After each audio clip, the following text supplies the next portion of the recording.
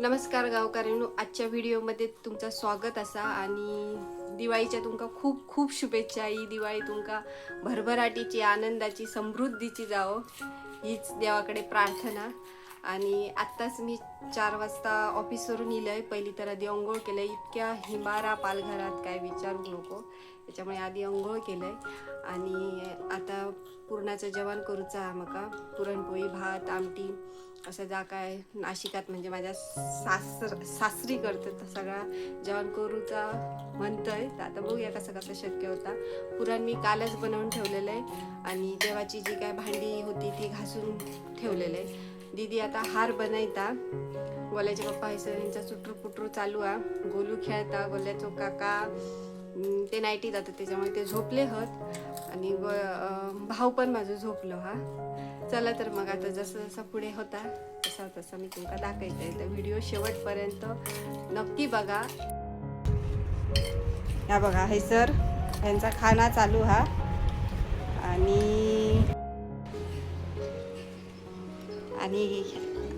दीदी हार बनवता। ह्या बघा, अरे बघो अगो हस बघतो तुका सगळी जण। हे बघा ऐसर हार बनवता, गोलू खेळता। वाजले हत 4:45। तर आता बघूया किती वेळ लागता जेवण करू, पूजा करू। चला तर मग सुरू करूया। तर पहिला तर आधी मी पुरणपोळींचा पीठ मळून घेतलंय। तर पीठ मळताना ना मी गव्हाचा पीठ आणि थोडा मैद्याचा पीठ घेते। म्हणजे जर 2 वाटी ग्लास असला तर अर्ध्या ग्लासापेक्षा पण थोडासा असा मैद्याचा पीठ घेते।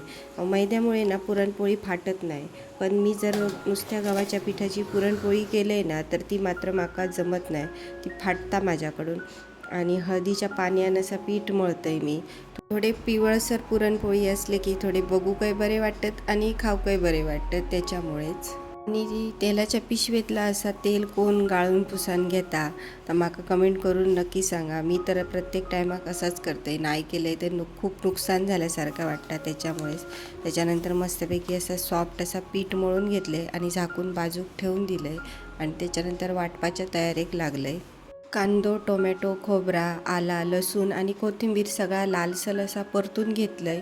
आणि कोण कोण ना नैवेद्यासाठी लसूण कांदो नाही वापरत, पण आई नेहमी अशीच करतात आमटी म्हणून मी पण ही अशीच पद्धत वापरते। आता म्हटलं वाटाप थंड होता तोपर्यंत म्हटलं कुकर लावून घेऊया भाताचं, म्हणून मग पहिलं कुकर लावून घेतलंय। आणि नंतर मग बरीच भांडी साठलेली बेसिंगमध्ये, तर म्हटलं चला ती पण घासून घेऊया।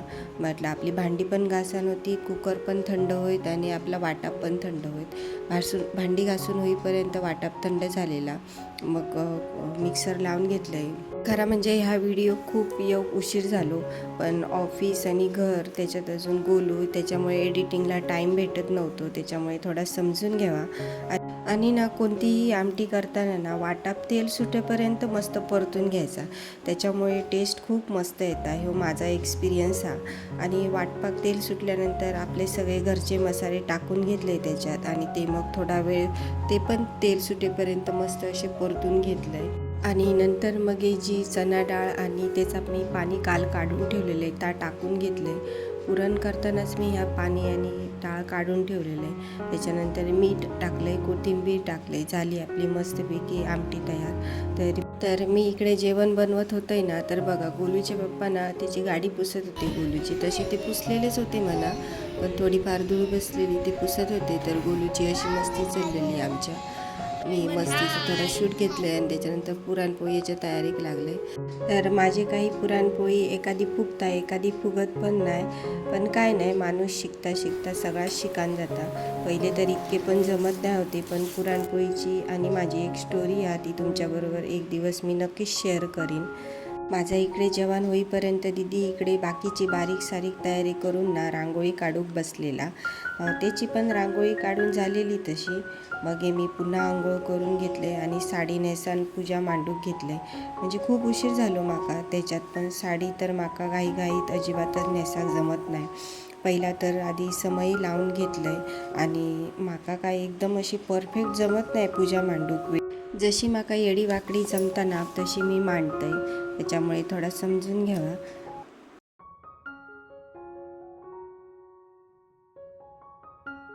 आणि ना लक्ष्मीचं फोटो थोडं छोटं असल्यामुळे हार बसत नव्हतो, त्याच्यावर कसं तरी जुगाड करून मी लावून घेतले.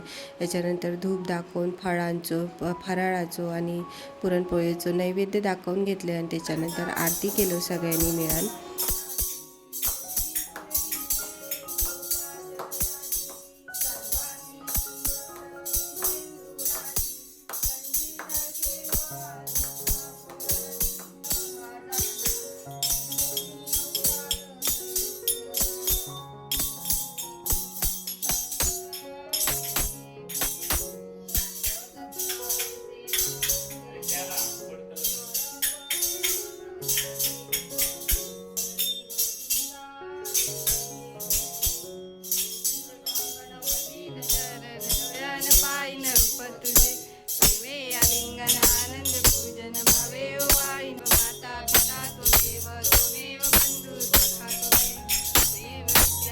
तर आरती करता करताच बोलून नैवेद्याच्या ताटातली कुरडई उचलून खाऊक सुरू केल्यान त्याचा काय माका इतक्या वाईट वाटत नाही, कारण लहान पोरगी पण देवाचंच रूप असतात, बरोबर ना.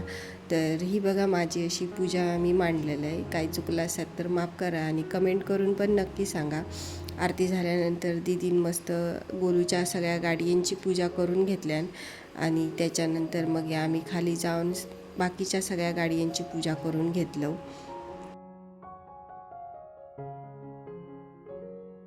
पूजा झाल्यावर घरात खूप प्रसन्न वातावरण झालेलं. माझा खरं म्हणजे दिवसभराचं सगळं तको निघान गेलो आणि मी पूजा मांडली ना ती बघून माका खूप मस्त वाटत होता. कारण आता कोणी तारीफ करो ना करो आपली, पण आपण स्वतःची तारीफ करू काही, बरोबर ना.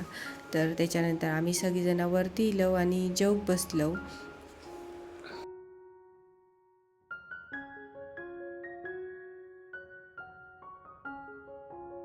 जेवण झाल्यानंतर सगळी भांडी घासून घेतलं. दीदीन बाकीची सगळी घरातली कामं टापल्या आणि खाली फटाकडे फोडूक गेलो. तर आता सगळा आटपून भांडी घासून खाली इलो आम्ही फटाकडे फोडू.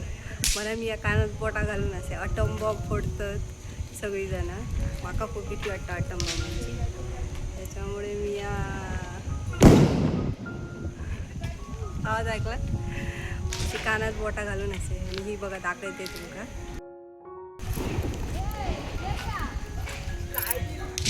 यो मोठो सगळ्यात मोठो फटाकडे वाजवणारो बाबू वर बघ. हाय हाय गाइस, हमारे चैनल को सब्सक्राइब कीजिए और हमें रस्सी बम लाने के पैसे दीजिए.